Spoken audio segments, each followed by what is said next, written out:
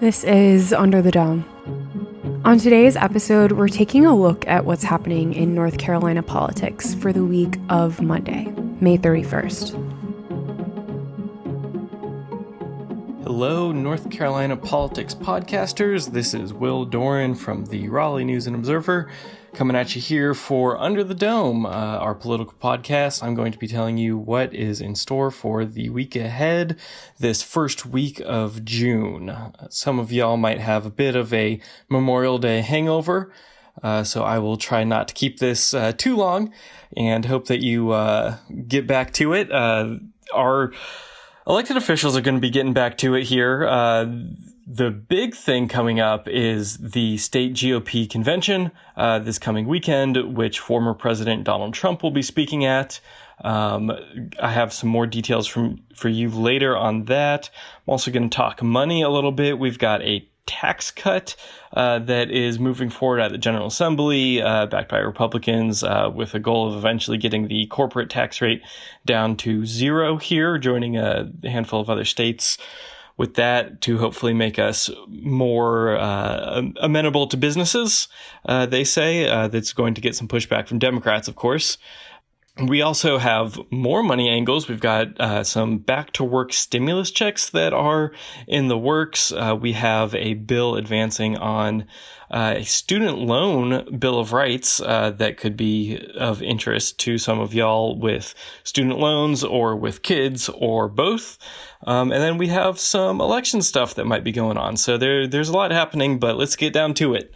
The GOP convention this weekend is obviously going to be the big news. I'm going to be there in person. It's in Greenville.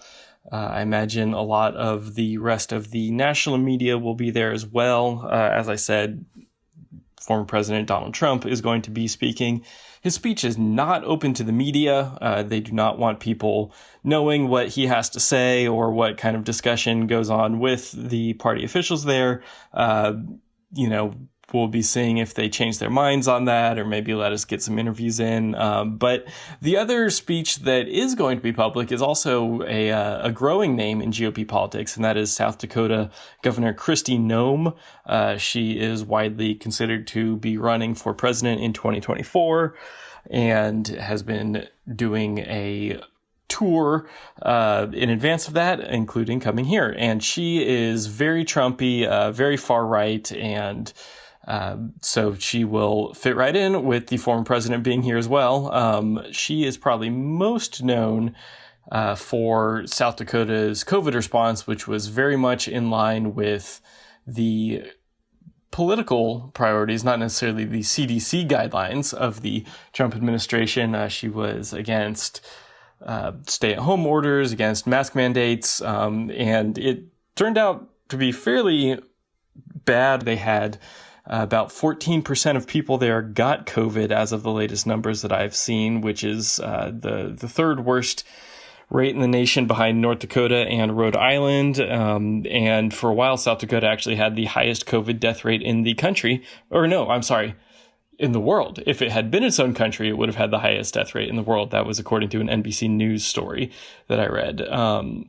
However, she has defended that response, saying that it needs to be all about personal freedom and making your own choices. And if people choose to go out and not wear masks, then that is their own choice. And so that is kind of the platform that she is taking into this. And it's going to be a huge event. I mean, you're going to have Republicans from all over the state there. The big storyline, but much of which will be happening behind closed doors, is the ramp up for the Senate primary for 2022. That is going to be a huge race. The last few Senate races here in North Carolina for those U.S. Senate seats have been, just about the most expensive ever. I think one of them, maybe the Tom Tillis versus Kay Hagan race, was the most expensive Senate race ever in history. Fact check me on that, please, if I'm wrong about that. But, you've got several big name candidates in that race.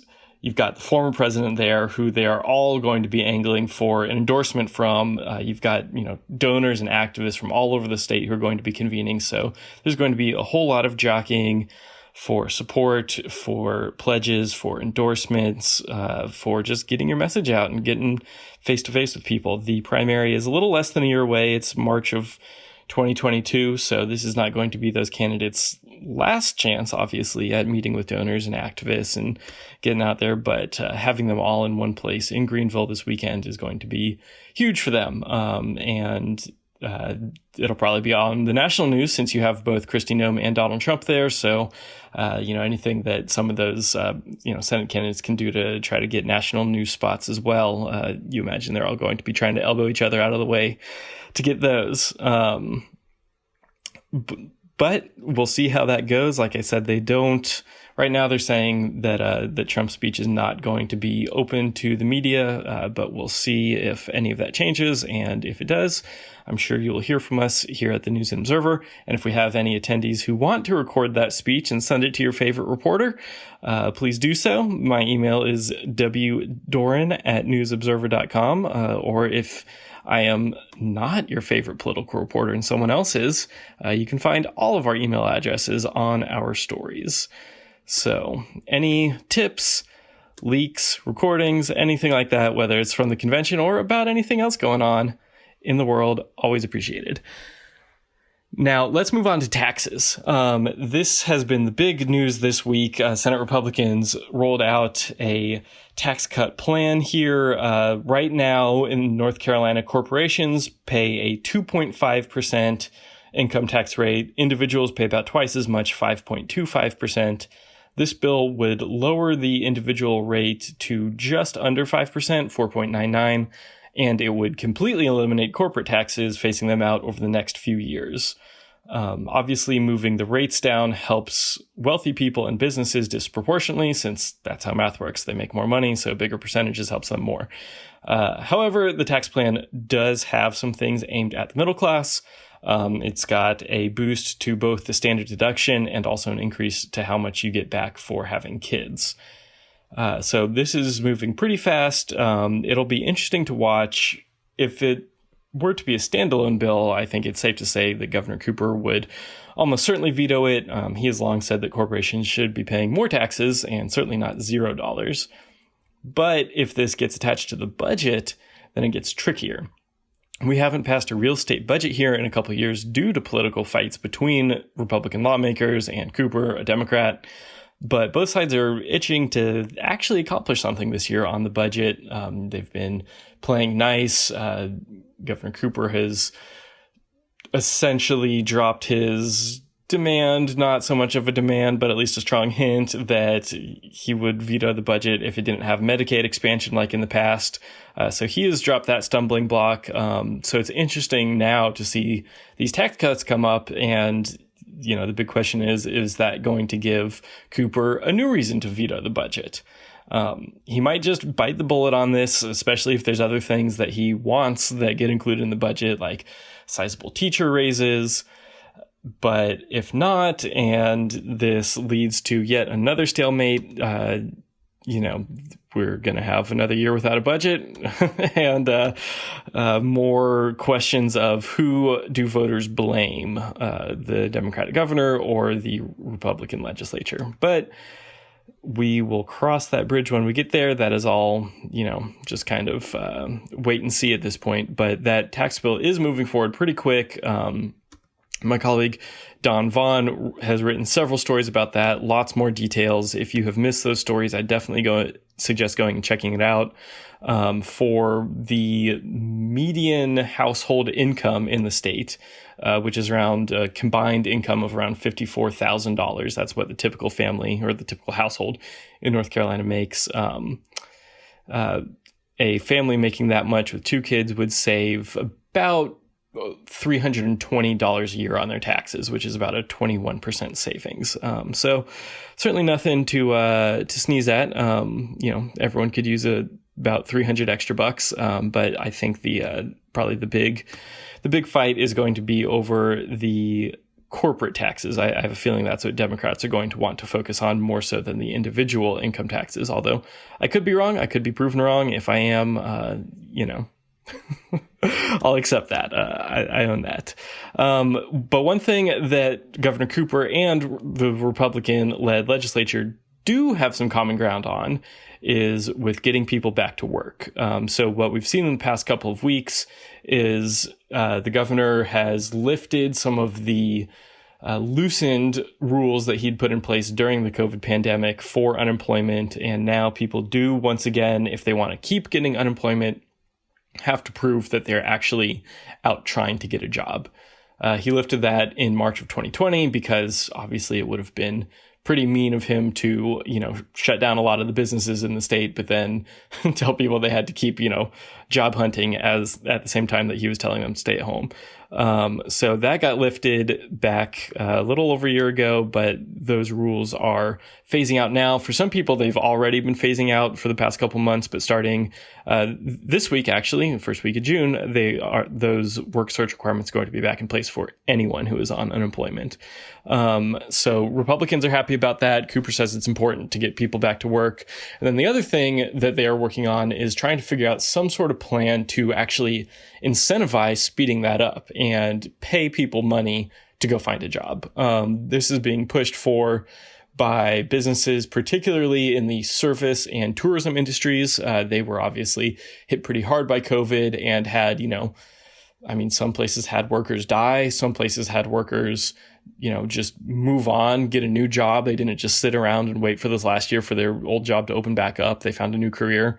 And then also you have summer coming up, they need to ramp up seasonal hiring and, with a lot of people still on unemployment, what Republicans say is that they are maybe not so inclined to go get a job since they are taking in those unemployment payments. So both the governor has told the unemployment office to talk to the feds about some sort of incentive program, what the options possibly are. The Republican lawmakers have put out a specific plan saying that we should take some of the federal unemployment money and turn that into kind of signing bonuses for people, give people up to $1,500 if they go get a job.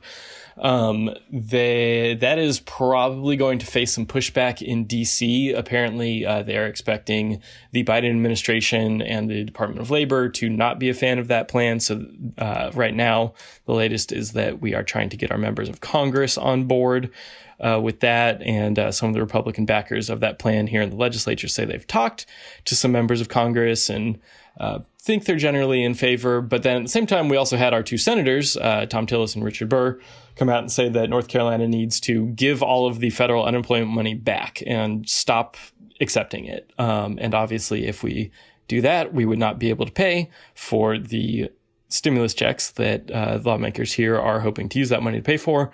So there's just, all sorts of different opinions on basically what the next steps are, how to get people back to work and the economy cranked back up this summer. That a bill on that has been advancing for the past week. And it is going to continue advancing probably pretty quickly, I have to imagine. So that's something I'm going to be keeping an eye on. One more money thing that we're following is a student loan bill of rights. Danielle Battaglia wrote about that for us. And what it would do, it would not forgive anyone's student loans. It would not, pay money back for them, but it would give people basically just better assurances that they're going to be treated right in this process. They're not going to get hoodwinked by student loan companies. They're going to be given information up front that is clear and transparent about what they're getting themselves into. Because, for most of the time you have, teenagers agreeing to take on, a ton of money. Oftentimes it's bigger than a mortgage payment.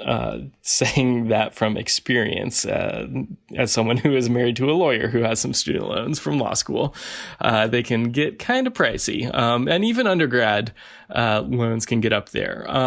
So I'll throw out a number for you here. $362 million.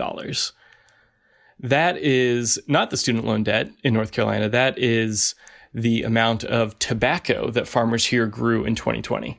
$362 million. That is a huge amount of money. You would have to do that same crop for 132 straight years to get up to $48 billion, which is how much student loan we have in North Carolina. $48 billion. That is twice the size of the annual state budget, which means that, if lawmakers wanted to fire every state employee, shut down all the schools, shut down all the universities, let all the animals out of the zoo in Asheboro, stop paving all the roads, and just put 100% of the state's income into paying off people's student loans, it would still take a couple of years to get that done. It's just a massive amount of money, and it's just growing. For millennials like me, you see all of these, national think pieces about, millennials aren't buying houses, they're not taking fancy vacations. I think I saw one, we killed the napkin industry. We're just buying paper towels instead of fancy napkins. Not all of that is because of student loans, but certainly some of it is. It has just been ballooning, and $48 billion is definitely not nothing. So that'll be an interesting bill to watch if that moves forward, basically giving the next generation of student loan borrowers just more guarantees that they'll be treated well in the process, and not definitely, have a better chance of knowing what they're getting themselves into. Finally, the last couple of things that we could see popping up next week are two election-related things, getting off the money angle and into voting. So this week will be around a month since the trial ended over the voter ID law that voters passed with a constitutional amendment in 2018. That has been sued in both federal and state courts. The state trial on that ended, and I wrote about that, some articles. If you want to go and Google that, you should be able to find that from late April, early May. It was a 3-week long trial, whole lot of arguments. The judges still have not issued a ruling, as you can imagine. 3 weeks of witness testimony and pretty data heavy technical reports on, who will or won't be disenfranchised, and all sorts of, arguments related to that. It takes a bit for them to digest. So, but it's been a month now. We could start, expecting to see that ruling kind of anytime. So that's on my radar, but like I said earlier, there's both a state and a federal lawsuit. This is just the state one. The federal lawsuit isn't even going to trial until next January. So, no matter what we hear about this state one, that's not going to be the final word. And we probably won't know for at least 6 or 7 months, maybe longer, whether or not we're going to have voter ID in North Carolina. So still kind of up in the air if we even have that for the 2022 elections, and it just kind of points to how long these sorts of legal challenges can take. People passed that law in late 2018. People passed the idea in 2018. It got signed into law in the last couple of days of 2018, got sued over, and then 2019, 2020, 2021, and then it's going to get into 2022 before, the second trial on that is heard. So, these things move slowly, but hopefully we should have some sort of resolution for that next year, and we'll know for the 2022, or if not, probably at least the 2024 presidential big general elections, whether or not we're going to have voter ID in North Carolina. And then finally, the last little elections piece, the last thing that is on my radar for the next week is a bill about letting cities move their elections from this fall into 2022. Speaking of delays within the government, this is not because of the court system, but because of the Census Bureau. It has just taken way too long to get out the new numbers from the 2020 census that every state is legally required to have, and to redraw election districts. If you wherever you live, you definitely live in a U.S. Congress district. You definitely live in a state House district. You definitely live in a state Senate district. You probably also live in districts for your, city council, county commission, maybe even your school board, potentially judicial races. All of those districts have to be redrawn using the new data. That's not out. So there's a bill to let some cities move their elections from this fall in just a few months into 2022. And that is moving forward. There's a ton of different options in there. It's very complicated because every city seemingly does its elections differently. I say that as someone who's covered half a dozen different cities in North Carolina, and I think every single one has had some sort of different flavor to their election, whether that's on the date it happened or the way it happened or whatever. So very complicated, but very important to a whole lot of people who run municipal elections, who are interested in what their cities are doing, interested in stuff about zoning and what's going on with their neighborhood, with their city. So definitely something to keep a watch out for if you are into municipal politics. And if you're not, here is my pitch for you to pay attention to local politics and get involved in city elections. It's very important and it affects your life. And with that, I will leave you all for next week. This is Will Doran from the News and Observer and the Under the Dome podcast. Thanks for listening. For more from our politics team, subscribe to the News and Observer at newsobserver.com/subscribe. Follow us on Twitter at Under the Dome and NC Insider, and sign up for our weekly political newsletter at newsobserver.com/newsletters. Thanks for listening.